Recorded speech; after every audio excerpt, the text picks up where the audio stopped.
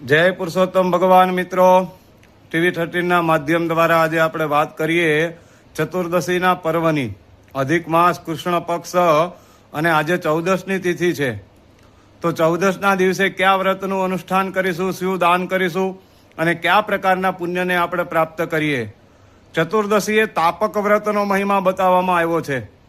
આજના દિવસે એવું કહેવાય છે કે સંપૂર્ણ માસ પર્યંત આપણે કોઈ વ્રત, જપ, તપ, અનુષ્ઠાન ન કર્યું હોય તો આજે આજુબાજુમાં કોઈ યજ્ઞ થતો હોય અથવા તો આપણા ઘરની અંદર નાનો એવો કોઈ ઈષ્ટ દેવતા, કુલ દેવતા કે કુલદેવીનો સામાન્ય યજ્ઞ કરી અને એ પણ ન થઈ શકે તો એક છાણું પ્રજ્વાલ્ય કરી એની અંદર દિવેટ પ્રજ્વાલ્ય કરી અને આપણા શરીરને તપાવવાની એક ક્રિયા બતાવવામાં આવી છે.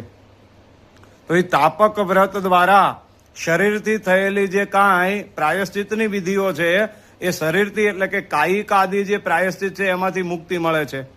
અને કાંસાના દાનનો મહિમા બતાવવામાં આવ્યો છે. આજે સંપુટ દાન પણ બતાવવામાં આવેલું છે. ઘણી જગ્યાએ માલપુવાનું દાન કરતા હોય છે, તો ઘણી જગ્યાએ કોઈ વસ્ત્રદાન કરતા હોય છે.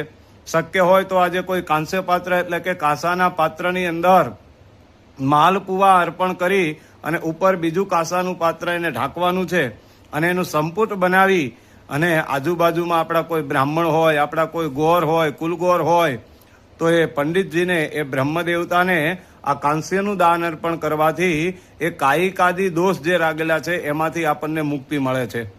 તો આ ચતુર્દશીનું પાવન પર્વ એનું જે કંઈ શ્રેય છે, પુણ્ય છે અને ફળ છે એ ચોક્કસથી આપણે બધા જ આ તાપસ વ્રત દ્વારા અને દ્વાન દ્વારા પ્રાપ્ત કરીએ. એ જ ભાવથી જય પુરુષોત્તમ ભગવાન.